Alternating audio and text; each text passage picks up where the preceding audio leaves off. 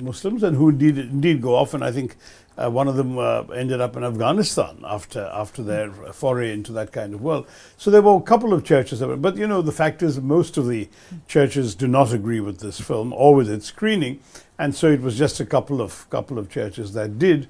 And I would argue that Kerala as a whole is actually in many ways a model of intercommunal harmony. Kerala is a place where you're constantly coming across remarkable human interest stories. Literally, there isn't a month that goes by without something that would astonish people in India. A Hindu family that adopts their domestic servant's boy when the lady dies, and this boy is brought up as a Muslim in a Hindu household, and his marriage is arranged to a Muslim, and he is treated as somebody who is their son, and they treat him as their son, but he's a son of a different religion. There's been cases where Muslim mosques have hosted Hindu weddings, which is extremely unusual. Can't imagine it in some places elsewhere in India. There have been cases where love relationships, not love jihad, but where deeply intense and affectionate relationships between or across these two religious divides have been the subject of extremely successful and popular films. And they've been based on true stories. They've been remarkable stories of intercommunal harmony. And literally, if you were to Google a few, there'd be no end to them. And the thing is, that's the real Kerala experience. It's constantly people reaching across the communal divide. In fact, I would go so far as to say there isn't really a communal divide in Kerala, because for thousands of years, all the three religions have coexisted side by side, and as a result they've got used to sharing each other's space. A very simple example, a banal example if you like, is that whereas in the rest of India, let's face it, pretty much all the movie characters take Hindu names. And sometimes there was an era when even Muslim actors like Dilip Kumar took a Hindu name in order to be more acceptable to the broader public. In Kerala, you have not just actors keeping their names, but characters from so-called minority communities featuring as leads in films, including in the title of the film and so on. And nobody has, in fact, I would argue no member of a so-called minority has a minority complex in Kerala. They feel they're just the same as everyone else. And that's what's special about Kerala. It is so different from, unfortunately, what I see around me in northern India, that I want the rest of India to be more like us. I don't want us to be infected by this northern virus that the Kerala story and so on is trying to do. So for you, it's a symbol of syncretism, and of course, Christians and Muslims together actually constitute 46% of the population. 47, some say, and of course we haven't had a census since 2011. The numbers may even have gone up, but let's say 53 and 47 seems to be the broad consensus by the demographers. All right. Let's now talk about your principal opponent in this election, the BJP. The BJP is hoping to make inroads in southern India this time. The slogan, as we know, is Abki Baar, 400 Paar. That's a fantasy, and you know it's a fantasy. But in 2019, they did pick up 25 out of 28 Lok Sabha seats in Karnataka. Do you believe the BJP is in a position to improve its tally in the south and open its account in your state? No, as I joked, the only account they'll open in my state is a bank account. I'm sure they've got more than one there, but they won't certainly be able to win a seat. That's pretty clear, because communalism has a very limited appeal in Kerala. The BJP went from being a 2-3% party across the state to a 12-13% party across the state. Now, there are a handful of constituencies where, for demographic and other reasons, they have a greater appeal. And Thiruvananthapuram happens to be their strongest constituency.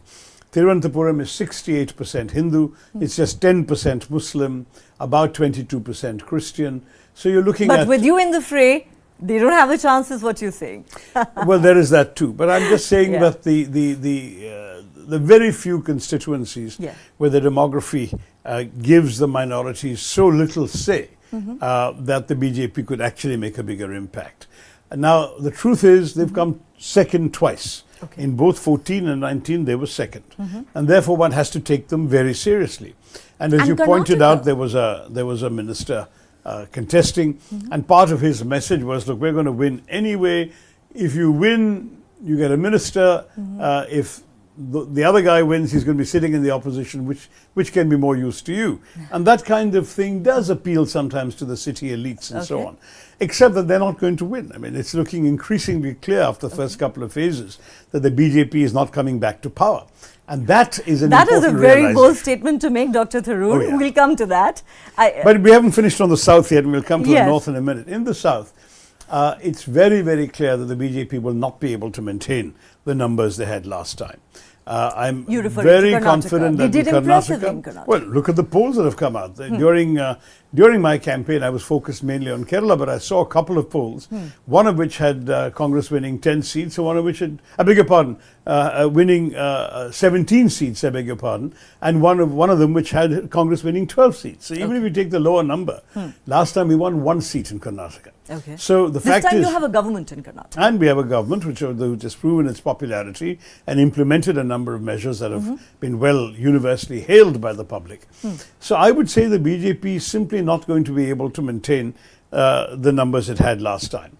Telangana, we've already gone up in all the polls to 10, 12 seats. We only had 2 last time. Andhra Pradesh, neither us nor the BJP is in a very strong wicket, but certainly they're not going to do particularly well as far as what you can see. It's going to be a contest principally between 2 strong regional parties. Tamil Nadu and Kerala, they're both 0. Okay. Of that, there is no doubt. So when you look at the 5 southern states, the only one where they did very well last time was Karnataka, and they did not, I think, got a handful of seats in Telangana. They're not going to be able to reach that level this time. And if they go down in those places, then they're not going up anywhere else. So the south is going to be a net negative for them. Okay. Now take the north. The problem for the BJP is they did too well in 2019. In 6 states, they won every seat. Yes. In 3 states, they won all but 1 seat. Yeah. In 2 states, they won all but 2 seats. UP was a near clean sweep. UP, I think they won 65, if I'm not mistaken, out of 80. And in fact, if you ask the BJP where are your seats going to go up from last time, they can't point to any of these states because all these states have already maxed out. So then they point to UP. They claim it'll come from Northeast. They claim it'll come from Bengal. They claim it'll come from the South. How many seats? Bengal, they had a record performance. They had 18 seats. They're not going to do any better. In fact, TMC is openly saying they're going to do much worse than 18. Northeast, there are not that many states and seats involved. Yeah. So you get a handful there. But don't forget the BJP, in its record performance of 2019, just got 32 seats above the majority mark. Yeah. So if they lose 32 seats, they no longer have a majority. They are already on course for losing more than 50, 60 seats so far. Okay. And in the weeks to come, in the phases to come, it may get worse.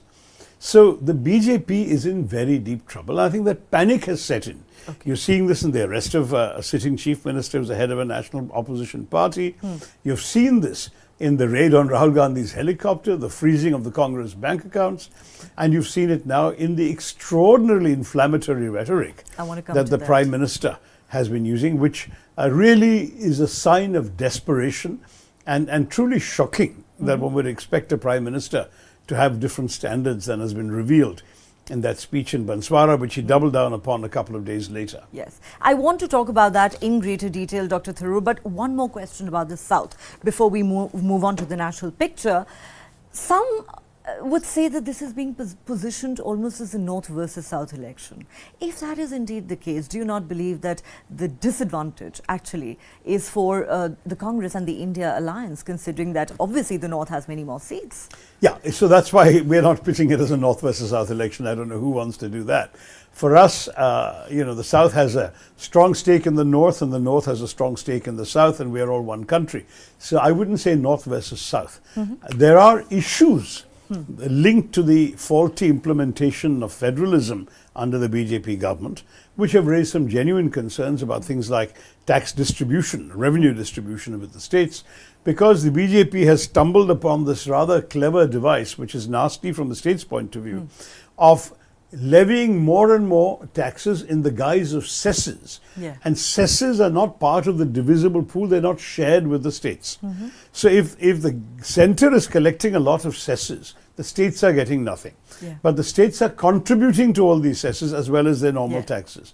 So the southern states have had a strong feeling that they've been given a raw deal because they're already contributing far more to the tax kitty than they get back. And on top of that, the central government is taking cess. Yeah. They're saying, where's the fair shake for us? Yes. Now, that's a different issue. And There's if you another add big population issue to the mix, that's it gets so much worse for and the that's South. coming next, because in Right. 2026, the 91st Amendment to the Constitution, which was passed in Vajpayee Saab's time, that renewed the Indira Gandhi rule that the Lok Sabha seats would be frozen at the level of the 1971 census, that lapses. And the BJP at all levels has made it clear they're not going to renew it. They want to redistribute the seats in such a way that the Hindi belt gets a 2/3 majority. So, you know, Rahul Gandhi also made a controversial statement of a similar kind a But few it's months true. ago.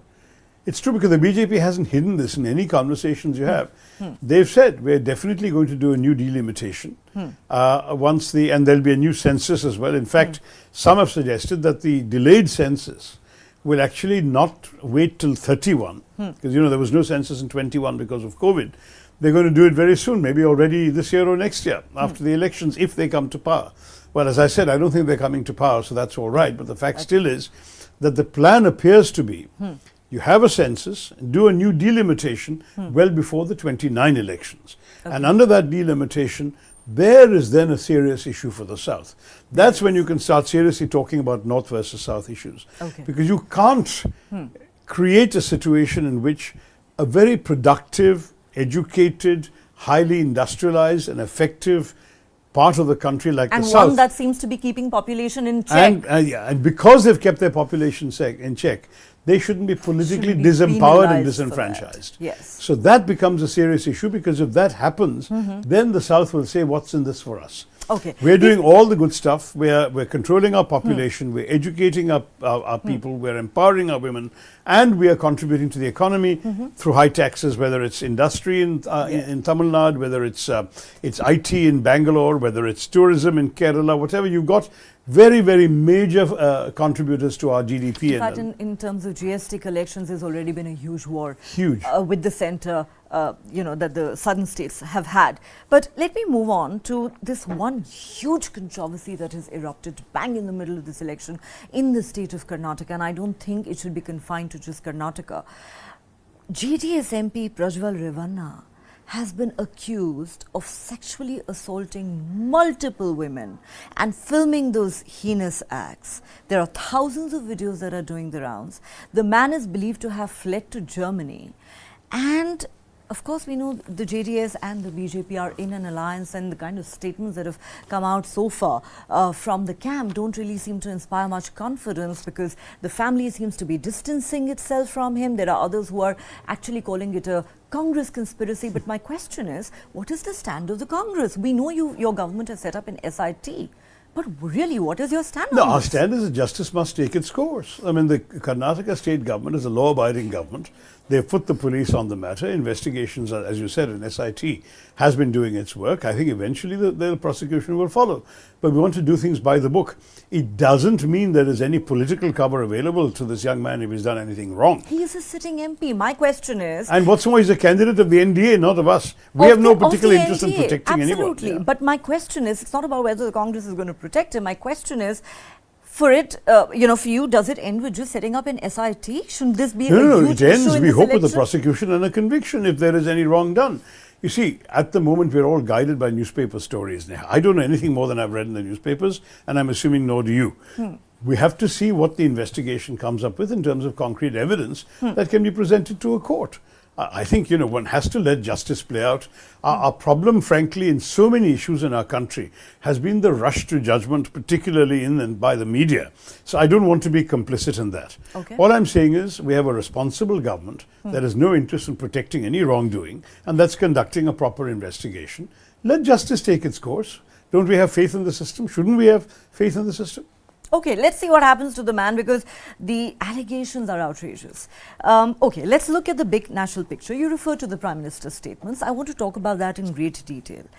As you know, there have been huge controversy over the Congress Party's manifesto. The Prime Minister first said the manifesto was reminiscent of the Muslim League manifesto.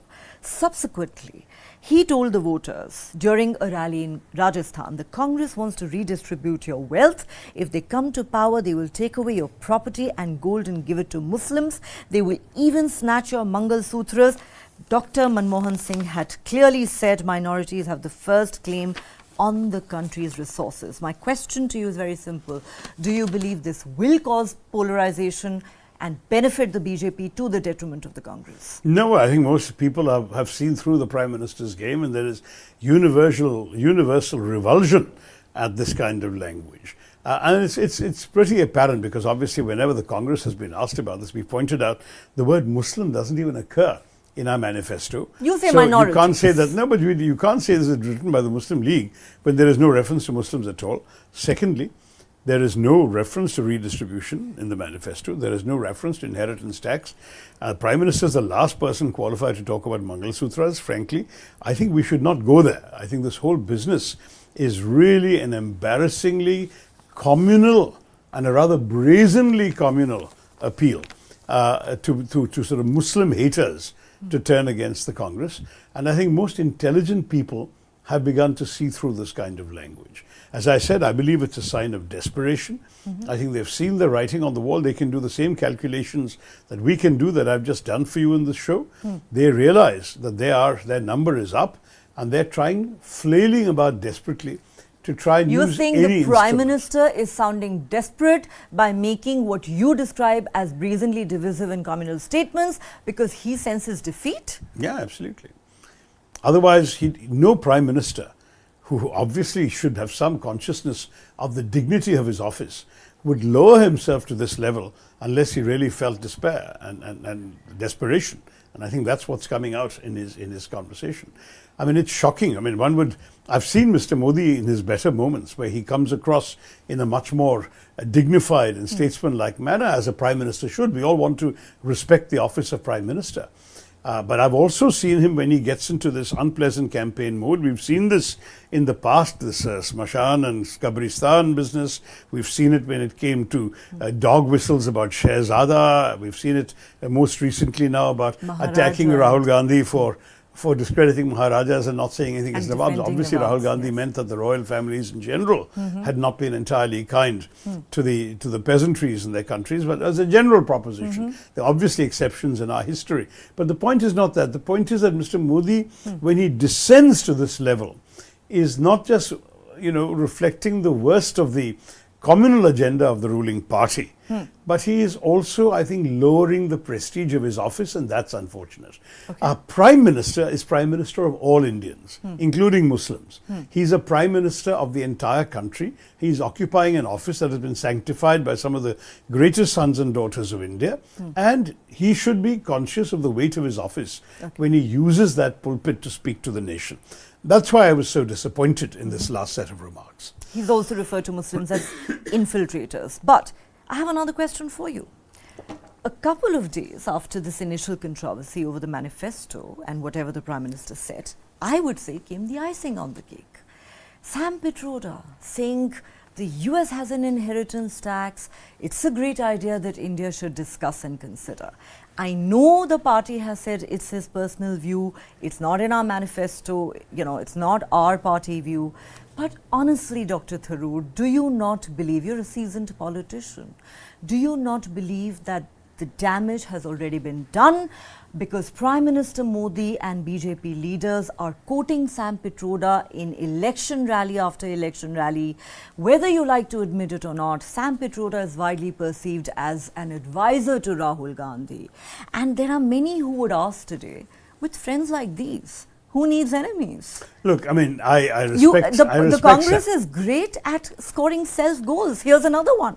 Look, I respect Sam a great deal, but the fact is he's not a member of the Manifesto Committee. He doesn't even live in India. He's living in America and describing a reality he sees in that country. But wait, that's not finished. Rajiv Gandhi of the Congress abolished the inheritance tax. Okay? And you know what the Prime Minister had to say about that? That he wanted his mother's inheritance. That's an absolutely... His mother had passed away earlier. The inheritance tax abolition kicked in a good year after his mother's death, so he in no way personally benefited from it.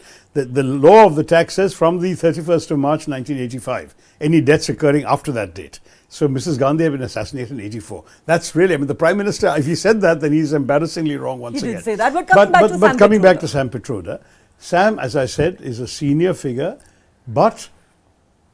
no advisor in the Congress can claim that every advice they give is taken by everybody, number one.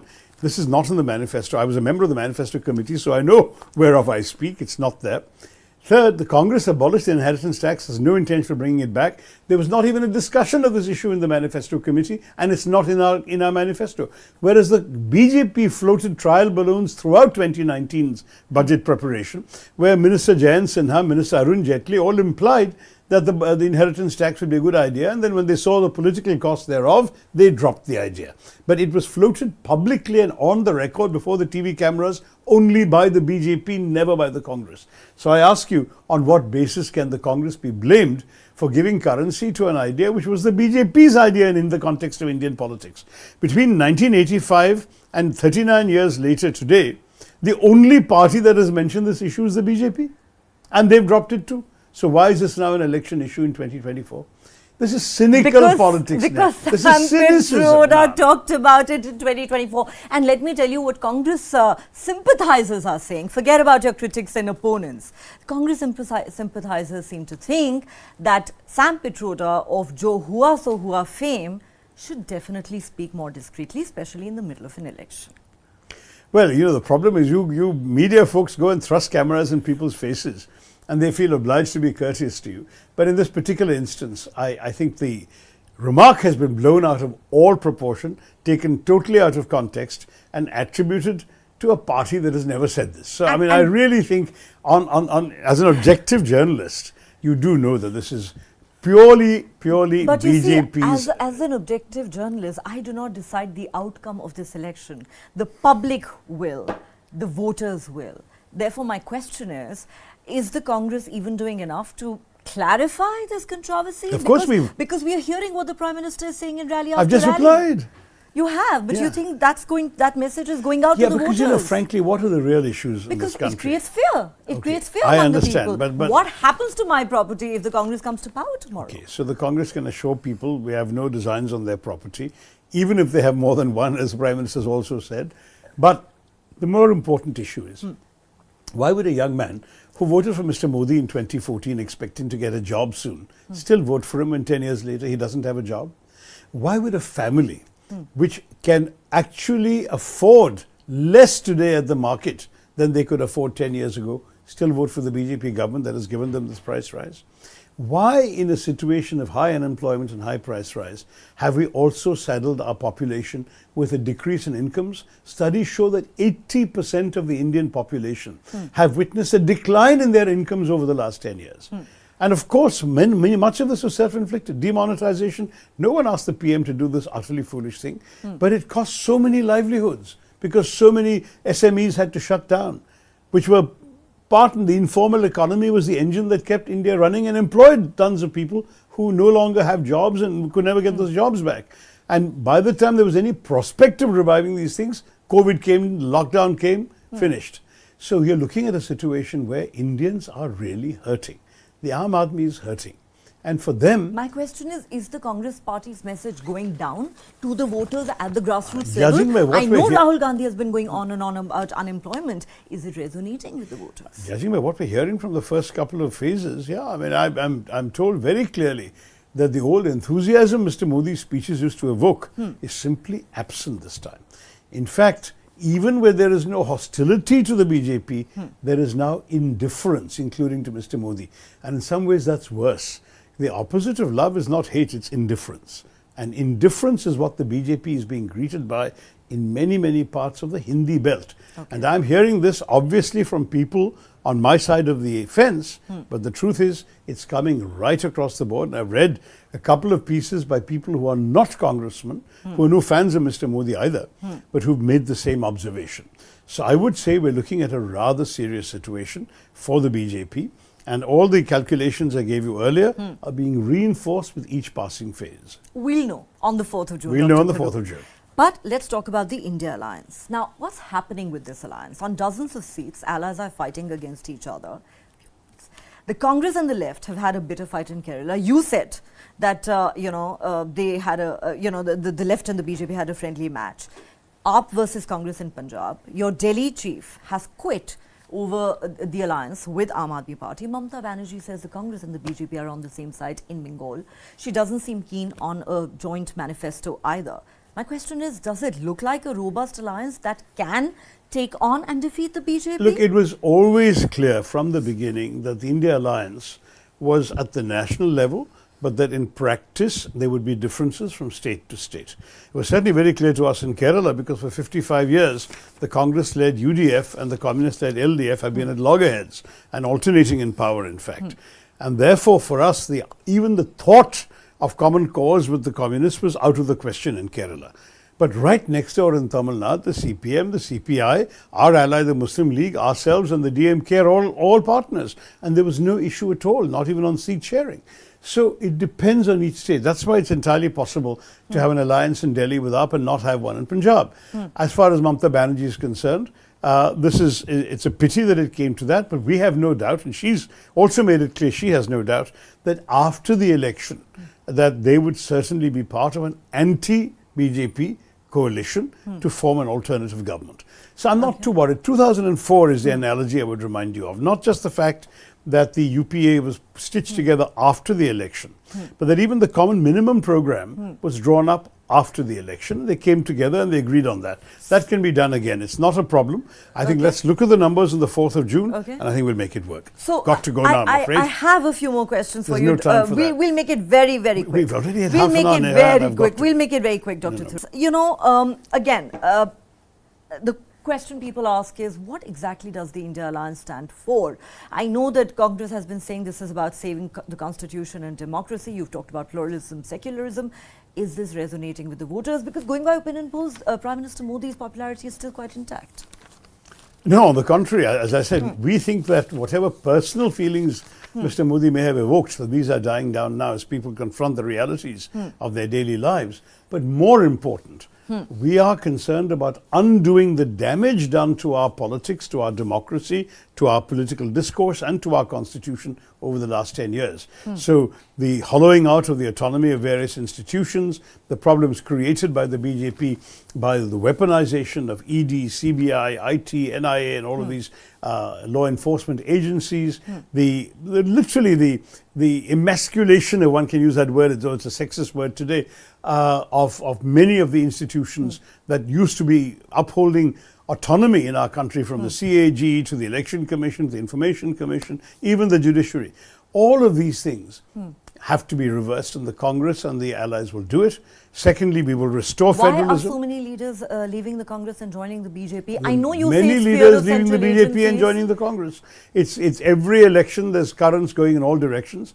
In Haryana, in Bihar, in many places, Tamil Nadu, you've seen people, Hordes are prominent leaving BJP. the Congress. There are hordes leaving the BJP. Could it be that they believe that the Congress actually has a bleak future with no clear path for revival and a leadership crisis? Yeah, we're going to find out on the 4th of June what the Congress's picture looks like. But as of today, I can tell you, people leaving the Congress is no different from people leaving the BJP. It's happening in both directions. Okay, final question, final question. You know, the feeling among the voters of Uttar Pradesh is that the Gandhi family has abandoned them, including the family pocket boroughs. And some believe the message that's going out is that the Congress has already conceded defeat. My question to you is a very pointed one. In your view, should Rahul Gandhi contest from Amethi and Priyanka Gandhi from Rae Bareilly? Personally, I would applaud such a decision, but it's their decision to make and the parties to make. Do you believe those they two should? seats have still been left open for that decision? Do you believe they should? I think that if they do so, it'll be a very good signal. What's more, I believe they'll both win, which is the encouraging thing about this. I mean, I think everything I'm picking up is that the incumbent in Amethi is not popular, and that the Congress has a very good chance of taking the seat back. Rae Bareilly has stood by Sonia Gandhi throughout, and I think her daughter will have the same sort of reception. So I do believe it would be very, very good for them to make that decision. But as of today, while you and I are speaking, they haven't made their decision, and I respect them enough to leave it. What would your advice be? They should? I don't think they're going to ask my advice on this one. But I'm asking you, should they? I think they should, yeah. It would be great if they did. All right. On that note, thank you very much, Dr. Tharoor. It's been an absolute pleasure talking to you. Thank you. And I look forward to talking to you again after the 4th of June. Okay, you Neha. seem to be very optimistic. Let's see if the results bear out your optimism. Thank you. Thank you very They much. will. Thanks very much.